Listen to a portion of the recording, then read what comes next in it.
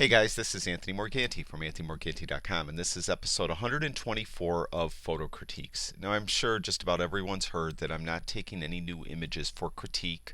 I will be doing critiques for a while, though. I have quite a backlog of images to do, so I'll be doing these videos through February and into March. If you hadn't heard why I'm not doing critiques anymore, there's a link in the description of this video. Click on it. It'll bring you to my website where I wrote a short article that explains why I'm not doing critiques anymore and what I'm going to be doing instead of critiques, so be sure to check that out. Now, as I mentioned, this is episode 124, and in this episode I'm pleased to critique the work of Jon Bushell. Jon sent me in some nice images. Now, Jon sent me in like 20-something images, so I pruned it down a little bit so I could fit it in the video. So I think we have around 15 images here. This first one's a really nice shot.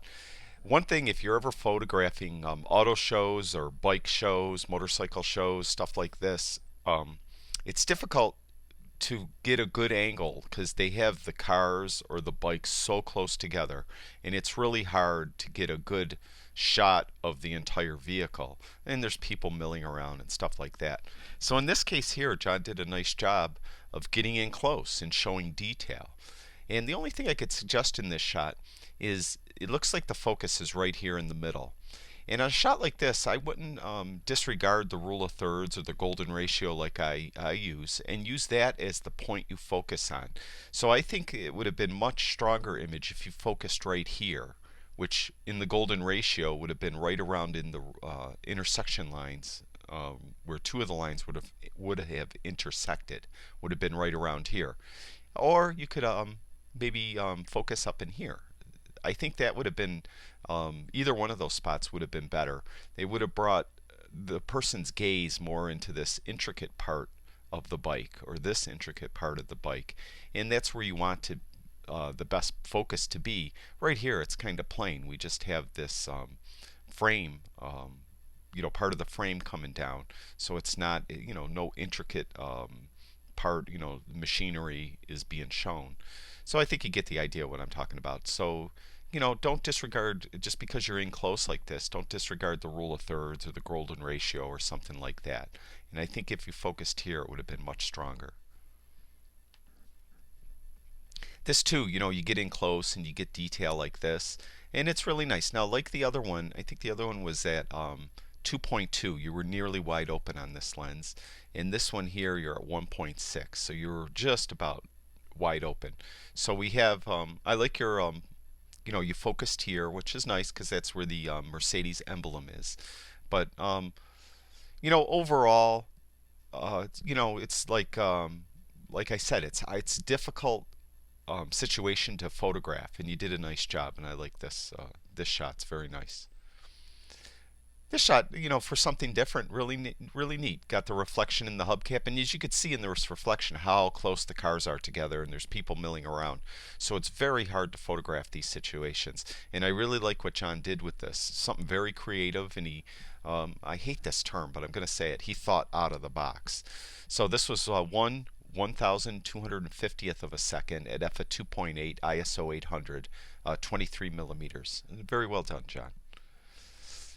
This too, again, taking a shot of the Mini Cooper, I believe this would be, with it says Mini right there, is kind of giving me the tip off. Being creative, shooting through the window. You could see there's cars all over the place, really close together. Using the reflections to add some kind of a, little bit of an artsy look to the shot. And it's very well done. Again, another close-up like that one a few times ago, and you have the focus where it should be. Whenever there's words, things we have to read, typically you want that to be in focus. You don't want somebody to strain to read anything. So you did a real nice job there, whereas everything else drops out of focus. So this was at 1/1600th of a second, f/2 ISO 200, 10.42 millimeters on your 28 to 100 millimeter lens. Very well done. Same thing, getting close. You got the tail fins and the tail lights, so it's a really nice shot. And you got this guy showing off his gun over here. So, it's a very nice shot. It's gives you a kind of a feel of the area and what kind of vehicles were there. Now we're into something different. This is typically called a canopy shot, where you just use a wide angle lens and you point it straight up at interesting, trees and get the sky in the shot. And in this case, it's very interesting. We have these really kind of gnarled trunks of the trees going up to the heavens, and very interesting sky. I like the processing. This is a really, really nice shot. The only thing I could suggest that you might want to consider is, and I talk about it all the time, is you add a vignette. Just add a little vignette to this one. And I think it just helps a little bit. There's without the vignette, there's with the vignette. It just helps draw the viewer towards the middle of the frame a little bit. This is a really nice shot too. 0.7th of a second at f/5.6 ISO 200 and 19 millimeters. This is another one. If you could experiment with even a longer shutter speed to try to get this, this would really white out and be really super smooth. It would give a really different effect if you could use a longer shutter speed. So you usually have to stop down to f11, f16, whatever it takes to get a really long shutter speed. On shots like this too, if you're using a shutter speed of typically like 2 seconds or less, it depends on how quick the waves are, you typically want to grab it when the wave is just starting to retreat. So the wave comes in, and then just when it's starting to retreat, open the shutter, and let's say it's open for 0.7 of a second. So in 0.7 a second, it's only going to move a little bit depending on how fast how the wind is blowing and how fast the waves are coming in. So you'd experiment, use different shutter speeds to get the wave folding back off the shore. Yeah, very nice shot, really nice. Controlled the extreme highlights and the dynamic range in the shot real well. So some real dark areas, some real bright areas. Did a really nice job.